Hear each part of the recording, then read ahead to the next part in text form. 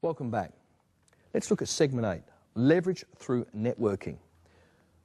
What does leverage really mean? Well, I guess if you look at the dictionary terminology, it's different to my analogy, but it's the same. It's being able to do more with less. And we used that analogy slightly before when we spoke about expending our time. Instead of seeing 100 people for 1 hour, bringing 100 people to us for 1 hour and having that opportunity of saving 99 hours.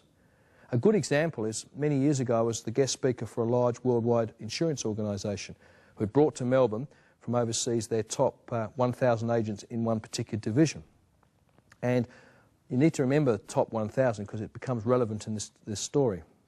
At the conclusion of my presentation, and these people from Singapore and from Asia, Malaysia, their English was, I guess, slower than ours, so I spoke a little slow. I remember saying I had with me only 200, which was correct on that particular day, of my special video and book. And I said, specially put together for just $50, but only 200. And I remember my wife was at the front, it was at the beautiful Hyatt in Melbourne, and she was pregnant with our first child, so she had her tummy well out there, and she was behind the table where we had these 200 videos and books. Well, I've never seen a mass exodus like that. They literally rushed out, and they were headbutting each other and fighting furiously. Husband and wives were feuding to get to these products. They were throwing these $50 notes on, and the 200 product went very quickly. That night, we were the guest of honour, and at the dinner table, I was talking to the chairman of this organisation, and I asked him a question. I said, well, I made a statement first. I said, today I spoke to your top 1,000 agents of that region. Is that correct? He said, yep. I said, so today I did speak to the top 1,000 of that region. He said, yep. The key in that statement that I made, which also was a question, was top. Because if there's a top, there must be a bottom. And part of lateral thinking is learning to listen. Remember, we spoke about that, and I was thinking about leverage. So I said, so tell me, how many more people do you have in that region that didn't qualify? Because if I spoke to the top 1,000, there must be a bottom, so to speak. He said, another 4,000. So let me understand this. 1,000 were here of 5,000. 4,000 didn't qualify. Why? They didn't write budget. What is budget? X, Y, Z. What would we need to do to help them? Oh, we'd need to train them better. So I came up with an idea. I said, if there was a way of educating and training the 4,000 that weren't here to write more business so they could achieve target and be here in this time next year, and it didn't cost you a cent, would you be interested in learning how? He said, yep. What did you have in mind? I said, I'll tell you tomorrow, because I had no idea. But I went up to my room and I thought, I'd better think about this. And the next day I thought about leverage. And I came up with this concept. I rang the chairman of this organisation. I said, here's what I'm going to do. Do you recall the product that I had on stage yesterday at $50? He said, yes.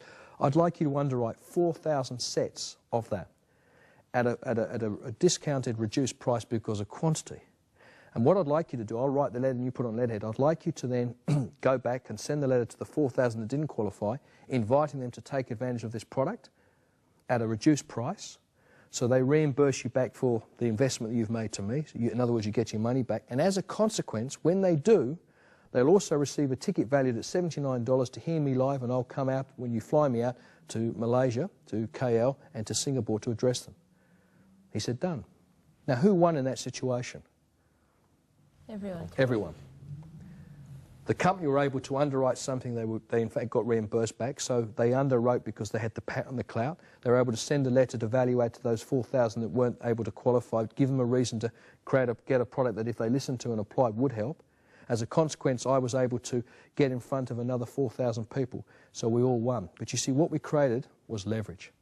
From that one conversation and one point, I was able to then be exposed to 4,000 more people. So what are we really saying? We've got to look at how we can leverage what we do. Here's my suggestion. There are 7 key points to help you successfully leverage and network. The first thing, and you may want to write this down, step 1 is to create a plan. Now let me explain what I mean by that. In order to leverage or network, you've got to create a plan. You've got to be able to think laterally. And one of the plans could be, and I'd like to use this as a hypothetical on the whiteboard, is that we decide, if I use this V shape, that we might put on a seminar as an example. Doesn't matter in this fictitious why or what it is, we're going to have a good speaker. And the seminar gives us an opportunity to get what? What will it give us at the top? People. Because we're in the business of people. So in this scenario, we've got to create the plan. How are we going to do it? The second point then is we've got to share the idea. Once we've created the plan, we've got to share that. Who do we share the idea with? Everyone. With our team. Too often we go